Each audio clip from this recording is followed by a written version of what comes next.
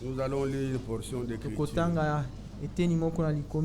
Et après, nous allons écouter une courte exhortation. C'est le frère Jean qui prêche la parole. Dieu voulant, la semaine prochaine, je serai à Selemba chez le frère Gabi.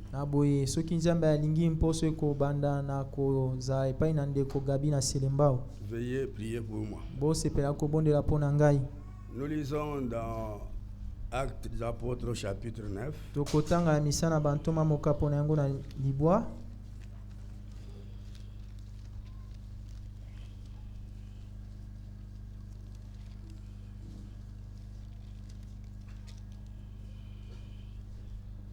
Vous êtes là? Au verset 31. L'église était en paix dans toute la Judée, la Galilée et la Samarie, s'édifiant et marchant dans la crainte du Seigneur. Et elle s'accroissait par l'assistance du Saint-Esprit. Et le bon nom est que chacun de nous prie le Seigneur, recommandant le service entre ses mains, désirant la conduite du Saint-Esprit, voulant aussi que du haut des cieux, Dieu lui parle. Prions ensemble. Bien-aimé Père Céleste, nous approchons au nom de Jésus-Christ, nous t'avons ainsi prié. Amen. Amen. L'église a commencé à Pentecôte par l'effusion du Saint-Esprit. Elle a commencé à Jérusalem, mais elle s'est accrue. Elle est allée, comme nous venons de le lire, dans la Judée, la Samarie. Elle s'est accrue ainsi jusqu'à ce jour. Parce que dans la prophétie, il était dit qu'elle devait aller jusqu'aux extrémités de la terre, jusqu'aux païens que nous sommes. L'église devait arriver là, mais par l'action du Saint-Esprit, car Dieu seul connaît son peuple et il le fait parfaitement mieux par sa parole et par son esprit. Mais dans ce que nous venons de lire, il démontre qu'au commencement, l'église était dans la paix. Et notre Dieu n'est pas un Dieu de désordre, c'est un Dieu de paix. Au commencement, il a donné la paix. Il n'a jamais retiré cette paix. Et il est de la volonté de Dieu qu'à la fin, l'église soit trouvée dans la paix. Elle a commencé dans la paix. Le Seigneur va achever l'œuvre dans la paix. Ainsi nous pouvons lire dans des pierres. C'est ça la volonté de Dieu. Et nous savons que ce que Dieu veut, il le fait aussi. Dans 2 Pierre, au chapitre 3, il est dit, à verset 14, c'est pourquoi, bien-aimés, en attendant ces choses, appliquez-vous à être trouvés par lui, sans tache et irréprochable dans la paix. Au retour du Seigneur, il trouvera son église dans la paix. Il trouvera son église irréprochable, sans tache, sans ride, ni rien de semblable, mais une église sainte et glorieuse. Ça, le Saint-Esprit s'est attelé à le faire. Et il l'amènera à la fin dans cette gloire-là. C'est ainsi que le membre de l'église que nous sommes, nous ne nous débrouillons pas pour être saints. Sans ride,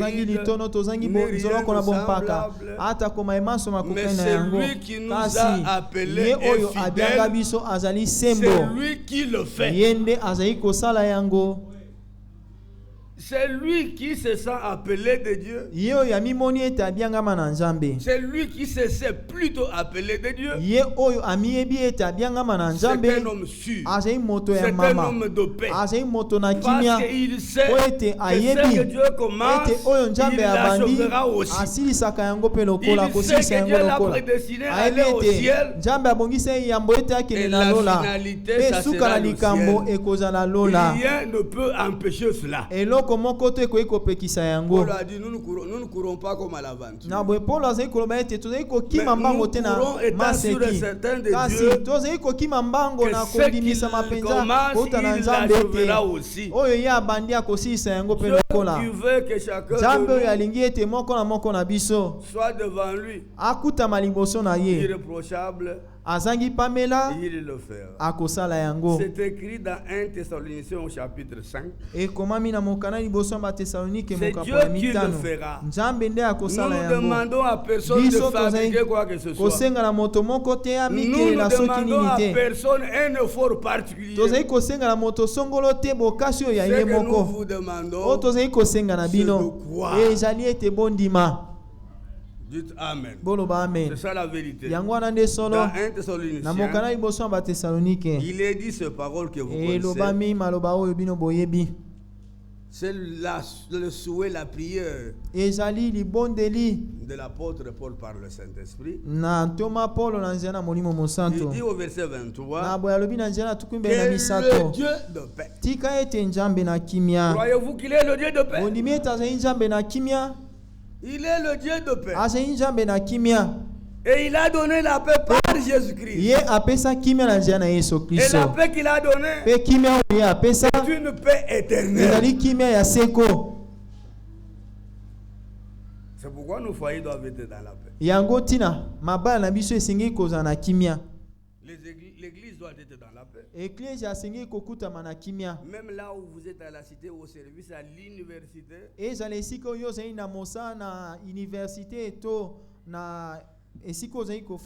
vous êtes enfant de paix. Vous devez procurer la paix. Vous savez, nous passons des moments difficiles. Mais ce sont les moments prophétiques. Le Seigneur les a déjà annoncés. Lorsque la prophétie s'accomplit, les enfants de Dieu s'arrangent du côté de Dieu. Croyez-vous cela? Temps difficile, mais tout ira mieux pour nous. Parce que Dieu est avec nous. Il est au milieu de nous. Il nous conduit. Il nous accorde encore sa grâce. Que le Dieu de paix vous sanctifie lui-même. Tout entier. Croyez-vous qu'il le fera? Et que tout votre être, l'esprit, l'âme et le corps soient conservés irrépréhensibles lors de l'avènement de notre Seigneur Jésus-Christ. C'est lui qui vous a appelé et fidèle. C'est lui qui le fera. Voilà ce qui fait ma force. Voilà ce qui doit faire votre force. Ce n'est pas l'église qui le fera. Ce n'est pas un individu qui le fera. Mais c'est Dieu qui le fera. Et Dieu est puissant pour le faire. Et en rapport avec le temps dans lequel nous nous trouvons, la Bible dit dans 2 Corinthiens. Nous sommes dans 2 Corinthiens. Au chapitre 13. Au verset 11. Au reste, frères, soyez dans la joie. Est-ce que l'église peut dire amen? Ça c'est en rapport avec le retour du Seigneur. Paul disait aux croyants de son temps,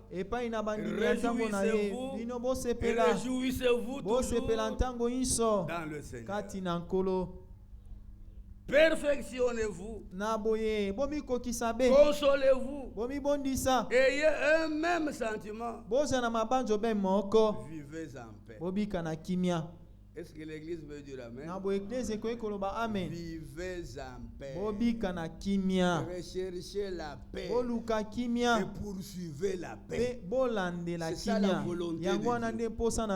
Vivez en paix. Et le Dieu d'amour et de paix sera avec vous. Vous voulez que Dieu soit avec vous? Vous devez commencer par vivre en paix. Les uns vis-à-vis les autres. Et lui, il sera avec vous. Parce qu'il est le Dieu de paix. Bien-aimés, en Christ, nous sommes libres. Nous ne sommes pas des esclaves. Dieu nous a délivrés de l'esclavage. Et nous appartenons au Seigneur. Il est écrit en Galates que c'est pour la liberté que Christ nous a affranchis. Est-ce que vous croyez cela? Nous sommes libres dans le Seigneur. Il nous a affranchis. Nous ne pouvons pas nous laisser asservir par quoi que ce soit. Alors, toujours en Galates. Galates 5 au chapitre au verset 16. Il est dit ceci. Nous pouvons lire cela ensemble. Galates 5.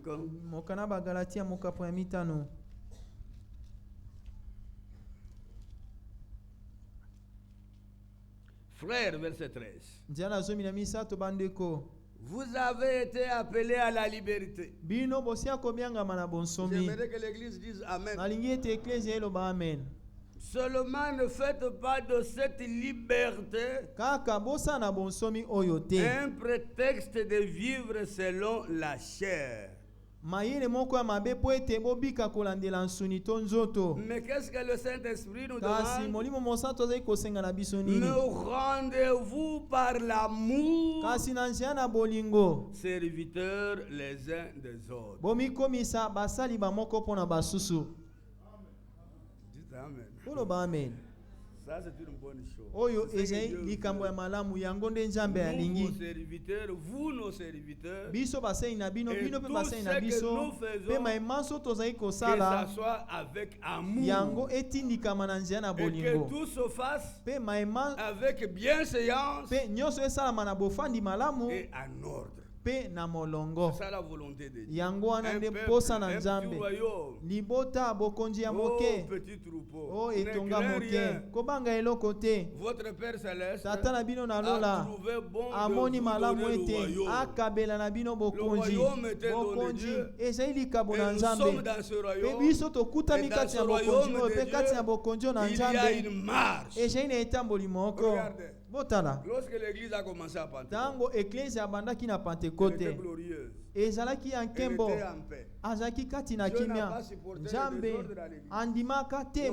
Dès le début déjà, Ananias et sa femme Saphira, qui avaient vendu leur propriété,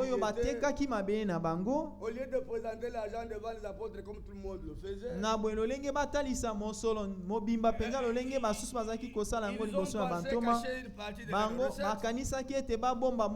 Ils ont trompé le Saint-Esprit. Et Dieu a agi. Dieu, c'est un Dieu d'ordre. C'est un Dieu de paix. Dans le royaume de Dieu, tout se fasse avec bienséance et avec l'ordre. Croyez-vous cela? Et quelque part après, il est arrivé encore une situation entre les Grecs et les Hébreux. Il y avait des problèmes au milieu d'eux en ce qui concerne la distribution de la nourriture. Alors ça, je voudrais qu'on lise, on va bientôt terminer. Nous sommes dans les Actes des Apôtres, Nous lisons rapidement cela. À partir du premier verset. En ce temps-là, le nombre de disciples augmentait. Les hellénistes, ça sont des Grecs, les hellénistes murmuraient contre les Hébreux parce que leurs veuves étaient négligées dans la distribution qui se faisait chaque jour.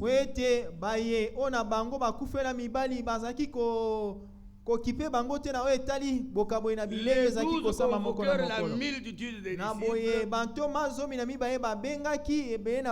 et dirent: il n'est pas convenable que nous délaissions la parole de Dieu pour nous servir, pour servir aux tables.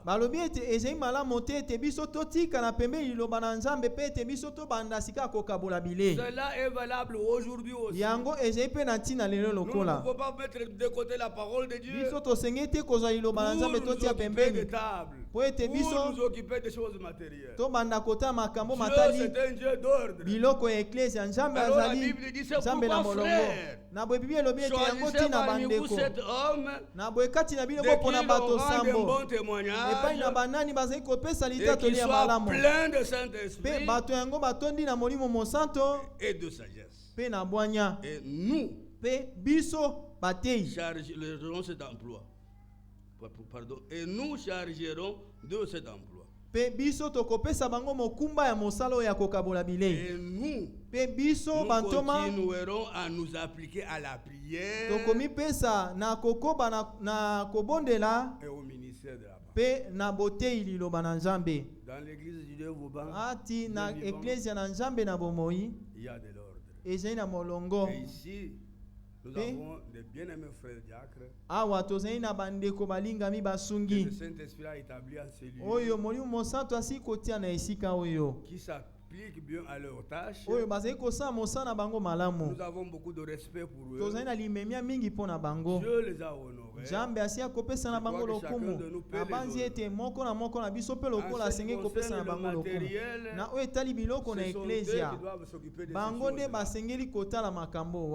Et Dieu nous a donné aussi des fils et des filles de Dieu. Très bon. C'est ce que vous êtes. Nous vous devons du respect. Nous vous devons l'honneur. Et vous êtes notre gloire. Moi je suis content de ce petit royaume. Nous sommes une partie de ce petit royaume. Ici à Lipen, avec cette petite église. Nous connaissons presque tous. Moi je crois que notre bannière devait être l'amour. Nous aimons sincèrement d'une manière de Dieu. Sans hypocrisie. Mais un amour fraternel sincère. Cela est très capital. Le Seigneur revient bientôt. Il veut trouver son église dans la paix et dans l'ordre. Libre dans le Seigneur. Vous avez compris cela? Et dans la marche, tout m'est permis, mais tout n'est pas utile. Est-ce qu'on peut dire amen à cela? Tout m'est permis, mais je ne me laisserai pas à servir par quelque chose. Tout m'est permis, mais tout n'édifie pas. Dans le royaume, il est dit que le royaume de Dieu n'est pas le manger et le boire, mais c'est la joie, c'est la paix, c'est la justice par le Saint-Esprit. Je vais le lire. C'est dans Romains. Romains 14. Romains 14. C'est une bonne parole. Nous sommes dans le royaume, il y a une marche dans le royaume. Verset 17. Car le royaume de Dieu, ce n'est pas le manger et le boire. Mais la justice, la paix et la joie par le Saint-Esprit. Et celui qui sert Christ de cette manière est agréable à Dieu et approuvé des hommes. Conclusion. Ainsi donc, recherchons ce qui contribue à la paix et à l'édification mutuelle. Bisoto luka kosala oyo ezei kosunga ete tozala na kimia pe na botongami ya bamoko na basusu. Dites amen. Boloba amen. Alors, nous vous avons dit ces choses. Parce que nous avons vu un petit laisser aller entre les frères. Et quelques sœurs et quelques frères. Il y a un petit laisser aller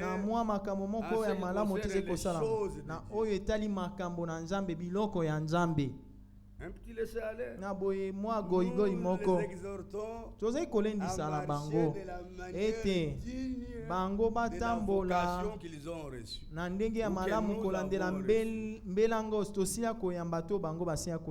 Ce petit bureau, c'est pas un marché.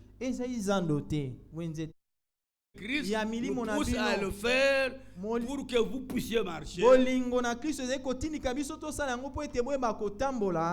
manière digne de la vocation. Il y a des frères établis ici. Pour le matériel, il faut les respecter. Il faut passer par eux quand vous avez besoin de quelque chose. Cela ne chasse pas, n'enlève pas l'amour fraternel.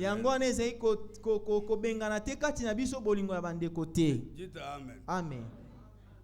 1 Corinthiens. Pour terminer, j'ai déjà cité ce verset, mais je voulais le lire. Na koleka nzela oyo kasengi kotanga yango sikawa po ete moko na moko atanga yango na Biblia po ete longo na biso ezali Biblia. Tozali na mokana liboso ya Bakorinte mokapo ya 14. Il est écrit au verset 39. Ainsi donc, frères, aspirez au don de prophétie. Bozana posa likabo ya molimo ya lisakoli pe bopekisa te koloba nkota na sika, mais que tout se fasse avec bienséance et avec ordre. Kasi tika ete makambo maemanso masalama na bofandi malamu pe na molongo malamu. Nzambe apambola bino. Toboye tokoyemba ndeko Jean koya pona kote ya liloba na Nzambe.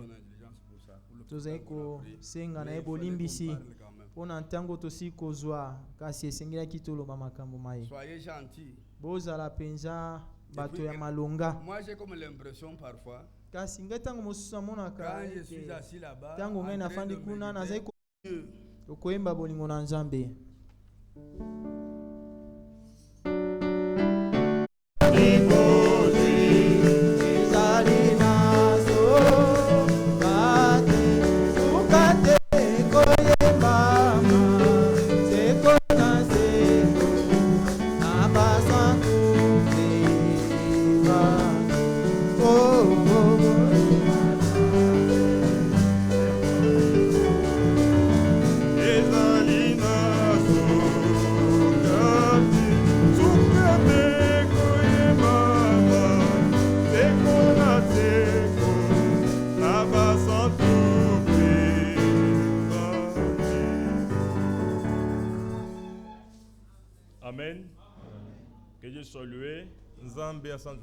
Et qui bénisse chacun de vous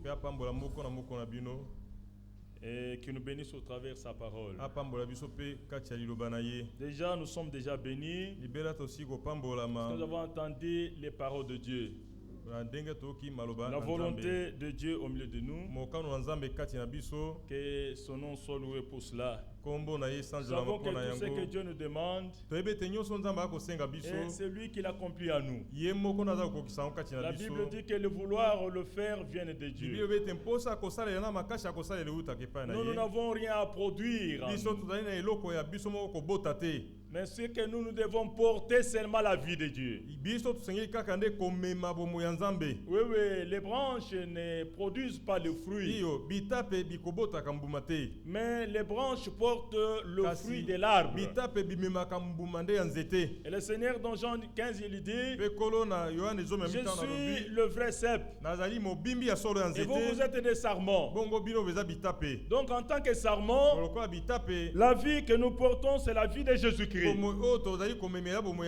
C'est lui qui produit cette vie en nous. Et alors tous ceux qui nous demandent dans la parole, lui-même il le fait. Nous sommes convaincus que Dieu atteindra le but pour lequel il s'est décidé d'atteindre avec nous.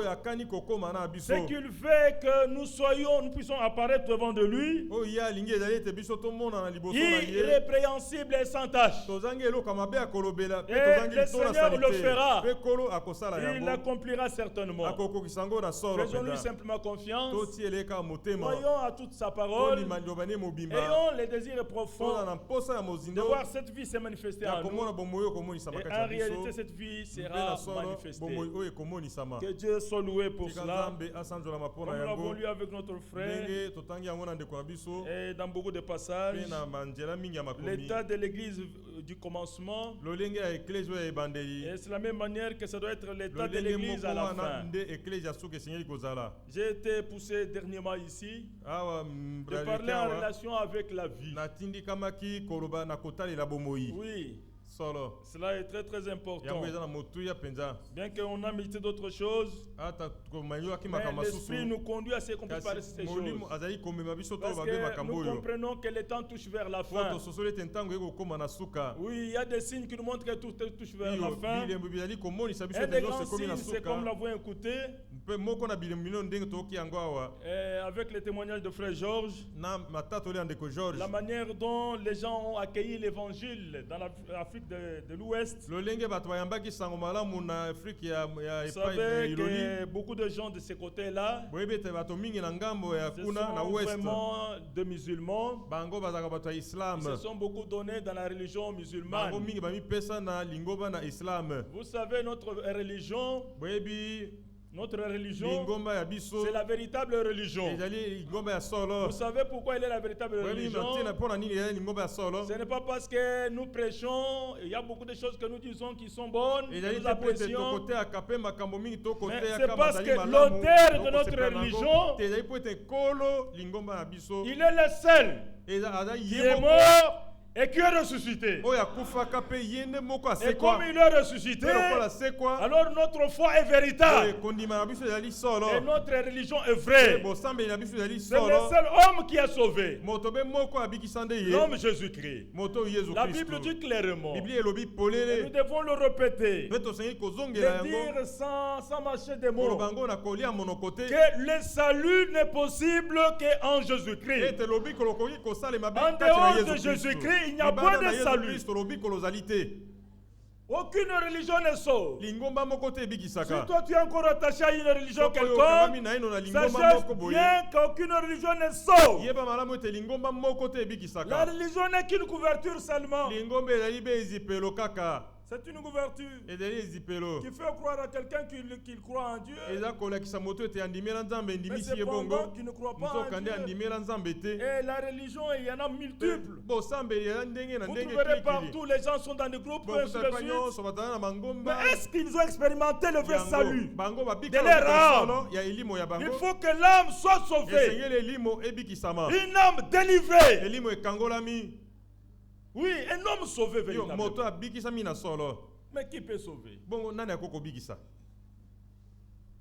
Il faut rencontrer le salut de Dieu. Et le salut de Dieu, c'est un homme. Il s'appelle Jésus-Christ. Cet homme, il y a eu un homme que Dieu avait promis, qui ne devait pas voir la mort sans avoir vu le salut de Dieu. Ce n'était pas un problème de croire, mais de voir. Dieu lui a dit, toi tu vas rester dans le monde, dans la vie, jusqu'au jour où tu verras de tes yeux le salut de Dieu. La maladie ne pouvait rien contre cet homme. Parce qu'il y avait une promesse sur cet homme. Les démons ne pouvaient rien contre cet homme. Même s'ils pouvaient arriver dans la contrée où se trouvait cet homme, on devait larguer des bombes et détruire partout. Que rien ne puisse exister. Mais comme la promesse était là, Dieu ne ment pas, cet homme n'allait pas mourir jusqu'à ce qu'il ait vu les saluts de Dieu. Et la Bible dit, poussé par l'esprit, il fut conduit jusqu'au temple. Et on a apporté un petit enfant. Et il l'a porté dans ses bras. Tout le monde a regardé un petit enfant. Mais lui, quand tu l'as regardé, il dit, Seigneur, laisse maintenant ton serviteur s'en aller en paix selon ta promesse. Pourquoi? Parce que mes yeux ont vu ton salut. Les autres ont vu un bébé. Mais lui, en tant que prophète, Siméon, lui, il a vu les saluts de Dieu. Les saluts qui avaient une bouche, les saluts qui avaient des yeux, c'était tout un homme. Et cet homme-là, quand vous le croyez, vous l'acceptez, comme il est le salut, quand il vient à toi, il y a le salut. C'est ça ce qui est vrai. Le salut, c'est l'homme Jésus-Christ. Jésus-Christ, nous le prêchons comme étant la vie éternelle. Nous disons, croyez en Jésus-Christ. Lui, il est la vie éternelle. Il a dit dans Jean 11, Marthe, moi que tu vois ici, je suis la résurrection et je suis la vie. Pour dire que si toi tu crois en moi, même si tu vas mourir, comme tu as en toi la résurrection, tu vas ressusciter. Jésus est tout ce qu'il faut pour l'humanité. Ce qu'il fallait donner à l'humanité, c'est le don de son Fils. Dieu a tant aimé le monde qu'il a donné son Fils unique, afin quiconque croit en lui, qu'il ne périsse point, mais qu'il ait la vie éternelle. Et la vie éternelle, c'est qu'il te connaisse. Toi, le seul vrai Dieu. Et c'est lui que tu as envoyé, Jésus-Christ. Donc la religion ne sauve pas. C'est l'homme Jésus qui sauve. Pierre regarde le juif qui avait rejeté ce salut de Dieu. Il leur dit, Jésus est la pierre. Rejetez pas vous qui baptisez. Comment vous baptisez? Votre vie, vous la baptisez comment? Il ne faut jamais la bâtir sans cette pierre. Il est la pierre de l'angle. Il doit être la fondation. S'il lui manque, la vie n'a pas de sens. Il faut qu'il soit là. Est-ce que vous comprenez, frère? Nous voulons qu'en toute première chose, ça soit Jésus-Christ. Il nous a occupé la première place dans notre vie. Et Jésus, il est la parole faite chair. Il faut que la parole prenne la prééminence sur nous. Que notre marche soit conduite par de la parole de Dieu. C'est très important, frère. Nous voulons écouter toutes les instructions du Seigneur ici. Quand Dieu nous parle et que la parole vient, les enfants de Dieu disent Amen. Alors il leur a dit, Jésus est la pierre rejetée par vous qui baptisez, et qui est devenue la principale des langues. Maintenant écoutez comment est-ce qu'il les rassure. Il dit, car il n'y a de salut en aucun autre. Car sur la terre, il n'y a pas un autre nom. Oh Mahomet. Oh Allah. Oh Bouddha. Oh Kadima. Oh Sikatende. Quoi encore? Nani Mususu. Oh Kimbangu. C'est ce que j'étais en train de chercher. L'écriture est claire. Sous les ciels, il n'y a pas un autre nom qui a été donné parmi les hommes par lesquels nous devons être sauvés que le nom du Seigneur Jésus-Christ. C'est ainsi Colossiens 3, verset 17 dit, en quoi que vous fassiez, en acte ou en parole, faites tout au nom du Seigneur Jésus-Christ.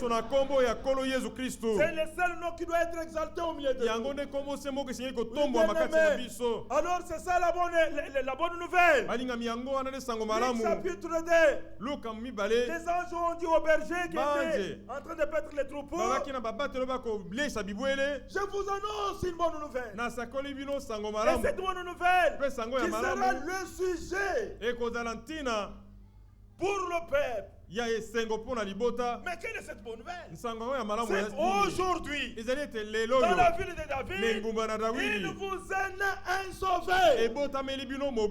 Mais qui est le sauvé? Le sauvé, Ésaïe 35, verset 4, quitte à ce que le cœur troublé, voici votre Dieu, la rétribution de Dieu, la vengeance de Dieu, il viendra lui-même. Et il vous sauvera. Pour sauver l'humanité, c'est Dieu lui-même qui a pris le corps de chair, appelé Emmanuel. Qu'est-ce que c'est Emmanuel? Emmanuel veut dire Dieu avec nous. Pour notre salut, qui s'est dérangé pour venir nous sauver. Que le nom du Seigneur soit loué. Voilà la bonne nouvelle que nous annonçons. Et dans Matthieu 24, au verset 14, cette bonne nouvelle du royaume sera prêchée à toutes les nations pour servir de témoignage. Après quoi viendra la fin. Avant que la fin ne vienne, il faut que la bonne nouvelle de Jésus-Christ, les sauvés, il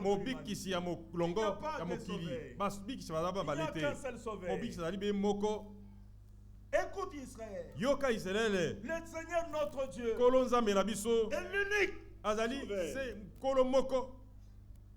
C'est moi qui vous ai fait sauter de l'Égypte. Au chapitre 13. Pour que vous connaissiez qu'en dehors de moi, il n'y a point de sauvé. Il n'y a qu'un seul sauvé. Si vous dites que Jésus est sauvé, autrement ça veut dire qu'il est Dieu. Oui, bien aimé, c'est ça la bonne nouvelle. Elle doit être prêchée à toutes les nations pour servir de témoignage. Après quoi viendra la fin. La fin ne pouvait pas venir. Que la bonne nouvelle du royaume soit prêchée à toutes les nations. Apocalypse chapitre 14. Lisons quand même ça. C'est un signe très important. Et ce signe nous montre que les temps touchent vers la fin. Même des pays où on avait fermé des portes, que cette bonne nouvelle ne soit pas annoncée. Dans le pays communiste, aujourd'hui, nous avons nos frères dans ce pays. Pourquoi? Ce que Dieu a dit doit s'accomplir. La parole ne joue pas. Vous savez, frère, qui fraye le chemin? Il y a quelqu'un qui fraye le chemin. Lui-même a dit, frayez le chemin. Oui, Dieu est engagé à accomplir sa propre parole. Dans Apocalypse chapitre 14, à cause de cet évangile, j'ai vu un autre ange qui volait par le milieu du ciel, ayant un évangile éternel. C'est un évangile qu'on ne peut pas changer. La parole de Dieu ne change pas. Le Seigneur a dit, le ciel et la terre passeront, mais les paroles ne passeront pas. L'évangile éternel valable. Cet évangile a commencé à partir de Jérusalem. Le Seigneur leur avait dit, restez ici. Où ça, à Jérusalem? Pourquoi? Parce que dans Michel, il dit, la loi devait sortir de Jérusalem. Pas ailleurs. Pas en Kamba. Pas au Congo. La loi devait sortir de Jérusalem. Et tout prédicateur, sa prédication doit être ramené à Jérusalem.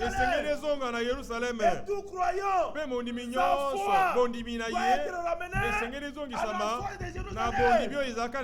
Est-ce que vous comprenez? C'est pour cela que nous avons besoin de l'évangile éternel. Une parole qui n'est pas tordue. Ne falsifiez pas la parole de Dieu. C'est là dans les contextes tel qu'elle est. Répétez seulement ce que Dieu a dit. Paul nous dit qu'on nous regarde comme des dispensataires de diverses mystères de Dieu.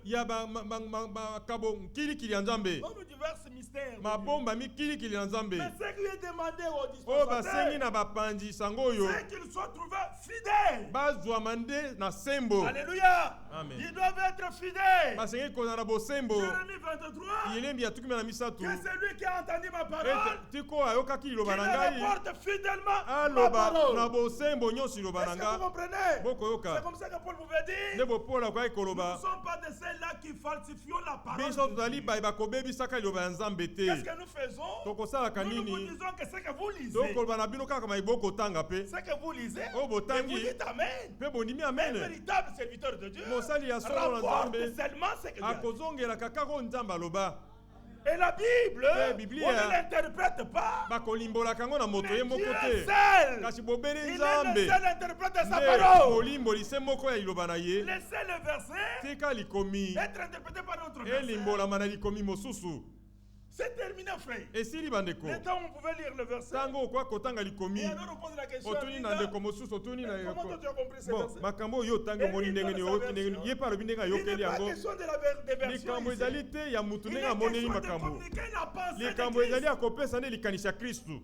Qui a la pensée de Christ?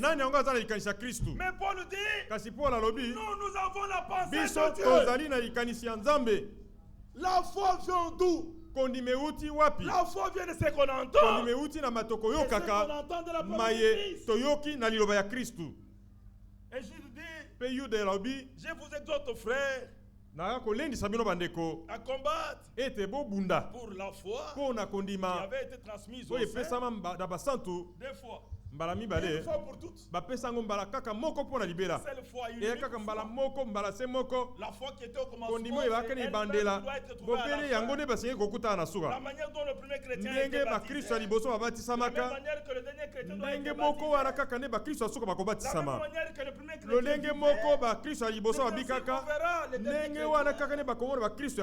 les expériences avec Dieu. Que Dieu soit loué pour la grâce qu'il nous a fait, afin d'être ramené à l'évangile éternel. Alors il dit, cet ange parcourait le milieu du ciel, ayant un évangile éternel. Et cet évangile éternel, pour l'annoncer aux habitants de la terre. Amen. L'évangile est pour les habitants de la terre. À toute nation, y compris le Congo. Il y a des histoires terribles. Dans notre pays. C'est un pays très religieux. Mais il n'y en a pas beaucoup de croyants. Je parle de véritables croyants. Parce que nous sommes au temps de la confusion. Hier, j'ai vu un titre à la télévision. Congo avec Dieu. Qu'est-ce que Congo a à faire avec Dieu? Comment est-ce qu'on peut faire pour que le Congo soit sauvé? Oh, boni toko ko sala poete Congo ibi kisama. Et Dieu lui a révélé 5 péchés. Alobi Nzambe a moni sepa na ye masumu mitano yo Congo a seigneur ko tubela pa bika. Et quand les Congolais vont se repentir de ces 5 péchés, bongo tanga bato a Congo bako senga bolimbi sipona masumu wana mitano. Alors on verra. Nde tokotala. Dieu lui a dit ça. Nzambe alobi na ye bongo. Il y a des histoires terribles. Makamba somo mazali penja. Ne faites pas foi à tout esprit. Mais éprouvez les esprits s'ils viennent de Dieu. Et comment on éprouve les esprits? S'ils battent la parole de Dieu. Voilà l'Urim Tumim.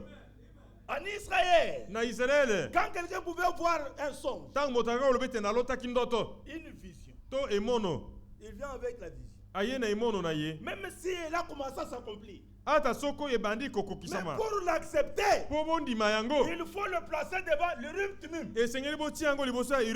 Alors il portait le pectoral. Et sur le pectoral, il y avait les 12 et quand il raconte le songe, il fallait que toutes les pierres puissent s'allumer. Si l'autre ne clignotait pas, les songes, malgré tout ce qu'elle pouvait être, devaient être carrément écartés. Dieu m'a dit, nous la parole. Ce matin, j'ai reçu une autre. Dieu nous fait la grâce pour qu'on puisse parler la parole. Pourquoi l'Afrique ne tourne pas? Ils ont compris que l'Afrique manque les leadership. Afrique ezangi bakambia solo pour qu'elle change. Po ete bongwana. Écoutez frère. Yoka bandeko. Le monde est séculaire. Mokili mozali o mozali lelo conformément à la parole prophétique. Koko kanande na liloba ya lisakoli.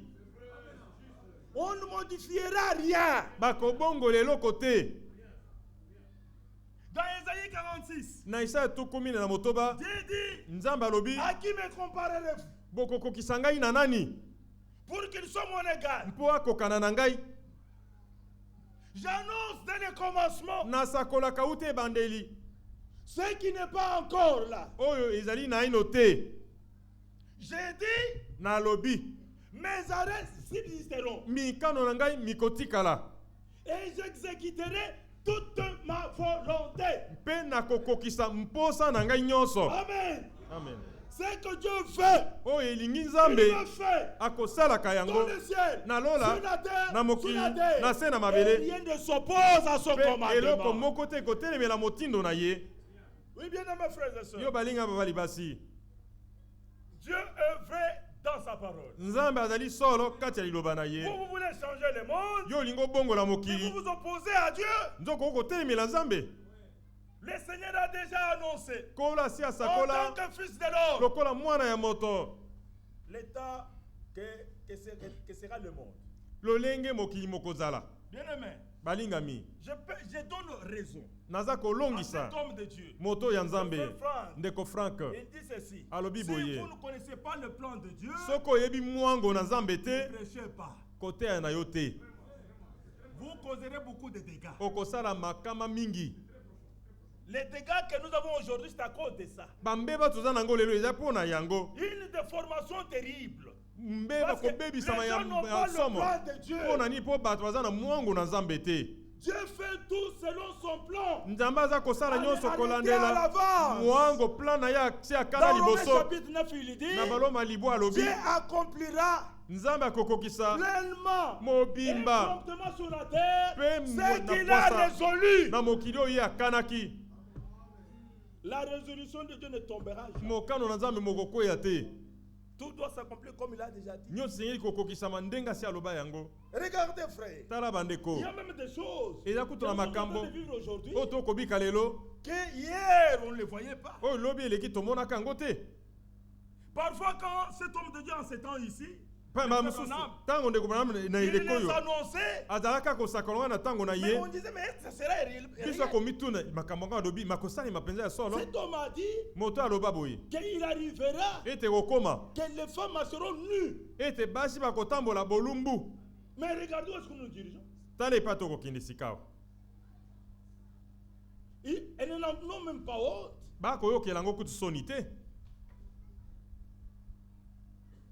Que dit l'Écriture?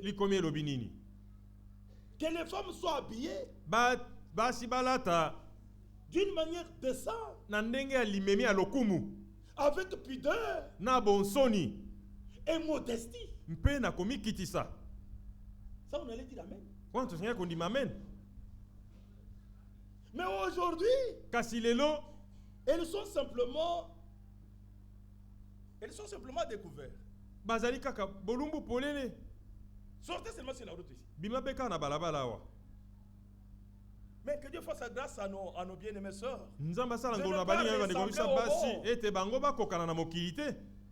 Ne vous conformez pas au monde, ni au siècle présent, mais soyez transformés par le renouvellement de l'intelligence, pour que vous discerniez les esprits, pour que vous discerniez quelle est la volonté de Dieu, ce qui est bon, parfait, agréable à Dieu. C'est ce qui sera de votre part un culte raisonnable. Voilà le culte que vous offrez à Dieu. Alléluia. Amen. Que Dieu vous fasse grâce. Bien-aimé, l'Écriture dit, si un homme regarde une femme pour la convoiter, il a déjà commis adultère avec elle dans son cœur. Mais regardez aujourd'hui comment le monde se comporte. Regardez l'habillement. Ce qui autrefois étaient des habits de chambre, c'est allé très petit. Ça sort des chambres, ils sont au salon, petit, ça sort des salons, et ça y est maintenant au niveau na veranda na libanda ya lupangu moke elamba ya chambre webi kopengwisama pas de manière à frapper le et ya kate po mona na miso boye mbala moko comme c'est dit la séduction loko babi eza kopengwisama ezali eloko okokende omiyebite. Vous vous retrouvez dedans sans savoir que vous êtes dedans. C'est comme ça que le monde est séduit. Mais la Bible dit, mais vous êtes une lettre de Christ. Oui, que le monde peut lire. Alléluia. Amen. Dans un temps de confusion comme celui-ci, mais vous brillez comme des flambeaux dans une génération perverse et corrompue. Très bien-aimés, vous savez que nous traversons un temps très difficile. C'est maintenant où nous pouvons dire